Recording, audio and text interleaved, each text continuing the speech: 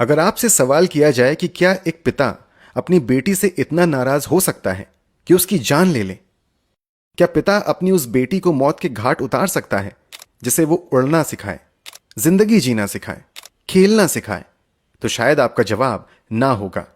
लेकिन आज के इस केस को सुनकर आपका ना भी हां में बदल जाएगा। हम बात कर रहे हैं राधिका यादव मर्डर केस की।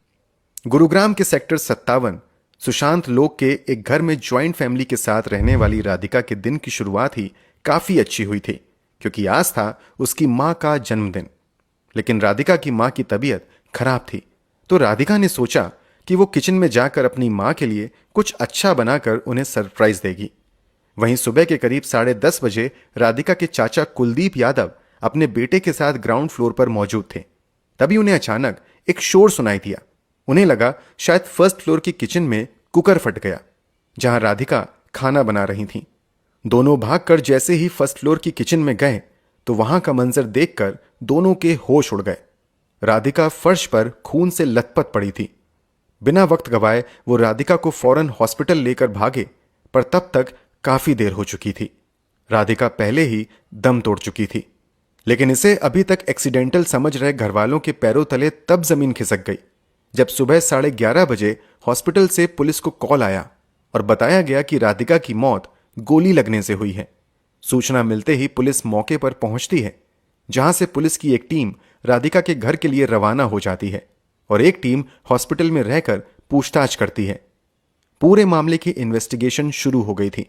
पुलिस सबसे पहले क्राइम सीन पर जाती है, जहां जमीन पर फैला राधिका का खून और किचन की दीवार पर धसी गोलियों से यह साफ हो गया था कि राधिका की गोली मारकर हत्या की गई है। और सुबह घर में घुसकर राधिका को गोली मारना कोई आसान काम नहीं है और किसी बाहर वाले के लिए यह काफी मुश्किल भी था। तो पुलिस का पहला शक घरवालों पर जाता है। लेकिन जैसे ही पुलिस वालों ने घरवालों से सवाल करने शुरू किए तो घरवाले काफी अनजान बने हुए थे। पर पुलिस ने जब सख्ती से पूछताछ की तो सामने आया वो हैरान कर देने वाला सच। पूछताछ में पुलिस के हाथ लगा था कबूलनामा, और यह कबूलनामा किसी और का नहीं बल्कि खुद राधिका के पिता दीपक यादव का था। दीपक यादव ने अपने कन्फेशन में जो कुछ पुलिस को बताया उस पर विश्वास कर पाना काफी मुश्किल था। दीपक ने बताया कि कुछ दिन पहले मेरी बेटी के कंधे में चोट लग गई थी, जिस वजह से वो खेल नहीं रही थी। उसने अपने खुद की एकेडमी खोली, जहां वो बच्चों को कोचिंग देती थी। जब मैं गांव वजीराबाद दूध लेने जाता था तो लोग कहते थे कि तू लड़की की कमाई खा रहा है, जिससे मैं बहुत परेशान रहता था। लोग मेरी बेटी के कैरेक्टर पर भी उंगली उठाते थे। मैंने अपनी बेटी से इस एकेडमी को बंद करने के लिए कहा, लेकिन मेरी बेटी ने एकेडमी बंद करने से मना कर दिया। ये टेंशन मेरे मन में बनी रहती थी, जिससे मेरी इज्जत को ठेस पहुंचती थी। मैं बहुत परेशान और तनाव में रहने लगा था। इसी टेंशन की वजह से मैंने अपनी लाइसेंसिंग रिवॉल्वर निकाली और जब मेरी बेटी राधिका यादव किचन में खाना बना रही थी तब मैंने उसके पीछे से कमर पर गोली मारकर उसकी हत्या कर दी। पुलिस के हाथ अपराधी और उसका कन्फेशन दोनों आ गए थे, लेकिन जो अभी तक पुलिस के हाथ नहीं आया था वो था प्रूफ और पोस्टमार्टम रिपोर्ट। इसलिए पुलिस ने इन्वेस्टिगेशन जारी रखी। पुलिस ने दीपक यादव से पूछा कि वो लोग कौन थे जो उसे उसकी बेटी के खिलाफ भड़काते थे, जिस पर दीपक ने किसी का नाम नहीं लिया।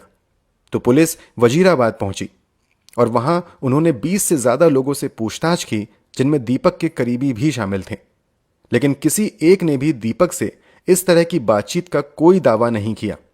यह केस सामने से देखने पर जितना सीधा दिख रहा था उतना था नहीं, क्योंकि यहां से उस कहानी में कई एंगल्स ने जन्म लिया। इस मर्डर को लोगों ने अलग अलग पहलुओं से देखना शुरू कर दिया था। इस बीच एक नया एंगल निकलकर सामने आया, जो था लव जिहाद का। 20 जून 2024 को रिलीज हुई सॉन्ग करवा में राधिका ने एक्टिंग करियर में अपना पहला कदम रखा और राधिका के मर्डर के बाद इस गाने को लेकर बड़े सवाल खड़े हुए। लोगों का कहना था कि दूसरे धर्म में लव अफेयर की वजह से दीपक ने अपनी बेटी को मार दिया। और इस सब की शुरुआत होती है तब जब दिल्ली में एक टेनिस टीम पंजाब टाइगर्स की फाउंडर तापसी पन्नू का शूट चल रहा था, जहां क्रिएटिव टीम में इनाम काम करता था। वहीं राधिका ने टीम को रीच आउट किया और अपना नंबर शेयर कर एक्टिंग से जुड़े किसी काम के लिए उसे मौका देने को कहा, जिसके बाद करवा म्यूजिक वीडियो के लिए राधिका को शॉर्टलिस्ट किया गया। इस वीडियो में राधिका के साथ स्क्रीन पर नजर आए इनाम, और यही रीजन था कि राधिका के मर्डर के बाद लोगों ने राधिका के नाम के साथ इनाम का नाम जोड़ना शुरू कर दिया। लेकिन सच तो अभी कोसों दूर था।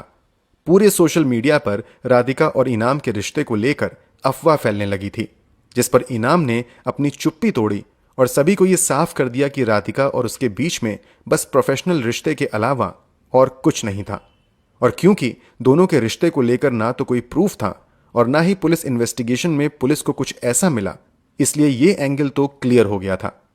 तो वहां दूसरा एंगल जो लोगों को लगा कि राधिका के मर्डर की वजह हो सकती है, वो था कि टेनिस खेलते वक्त राधिका के छोटे कपड़े पहनना पिता दीपक यादव को पसंद नहीं था और बाकी लोग भी राधिका के छोटे कपड़े पहनने पर दीपक को ताने देते थे।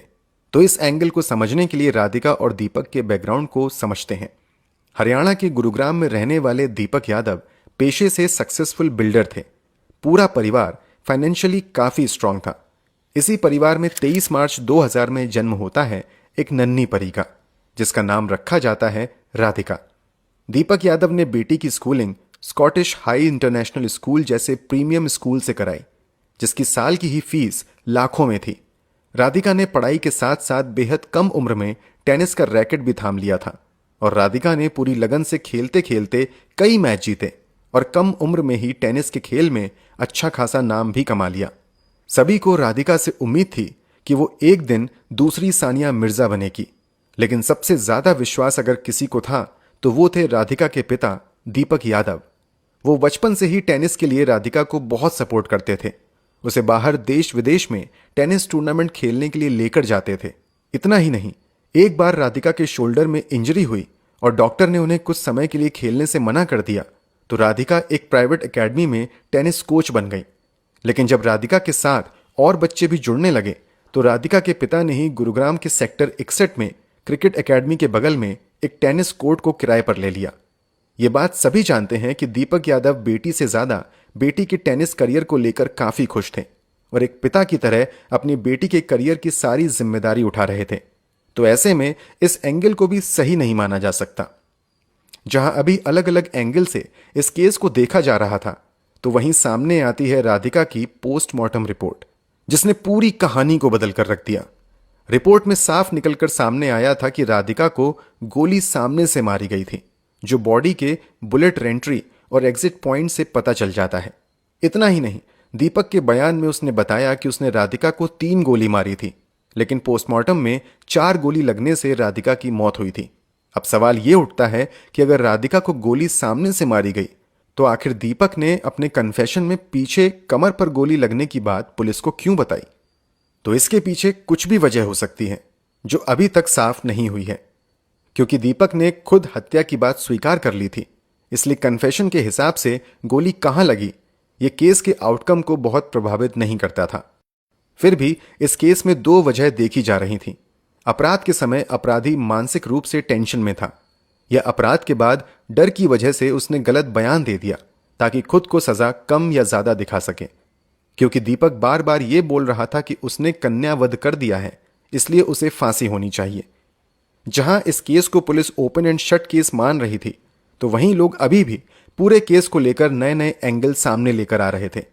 लेकिन फिर एक बार कुछ ऐसे प्रूफ निकलकर सामने आए जिससे यह केस पूरी तरह से साफ हो गया। इसी कड़ी में सोशल मीडिया पर सामने आई राधिका की दोस्त हिमांशिका, जो खुद भी टेनिस प्लेयर है और राधिका के साथ पिछले 10 साल से थी। हिमांशिका राधिका से काफी क्लोज थी और राधिका उसे कई बातें अक्सर बताया करती थी।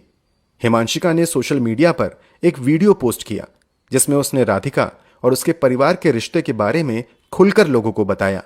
हिमांशिका का कहना था कि उसके परिवार वाले पहले से ही राधिका पर काफी रोक टोक करते थे और उन्हें सोसाइटी का काफी डर रहता था।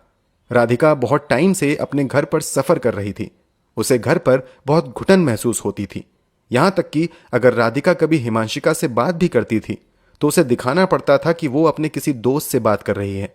हिमांशिका ने यह भी बताया कि राधिका को लेकर जो लोग निगेटिव बातें करते थे, उससे पिता दीपक राधिका से ही नाराज हो जाते थे।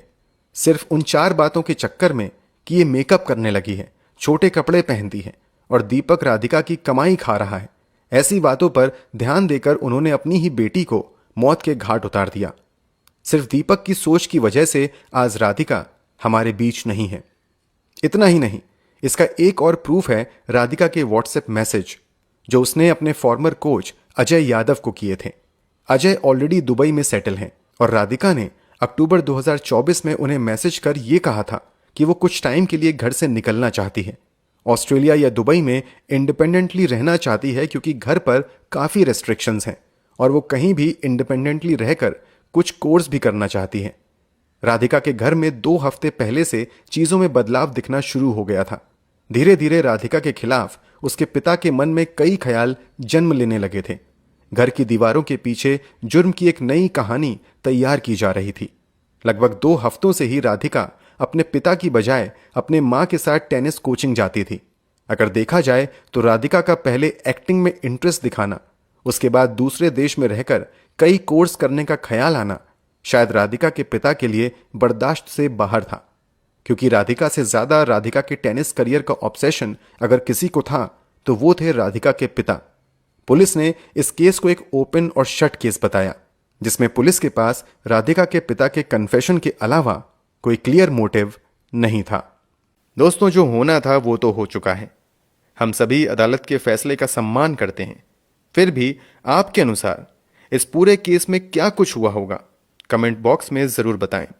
अगर आपको हमारी मेहनत पसंद आई हो तो वीडियो को लाइक करते हुए शेयर भी करें।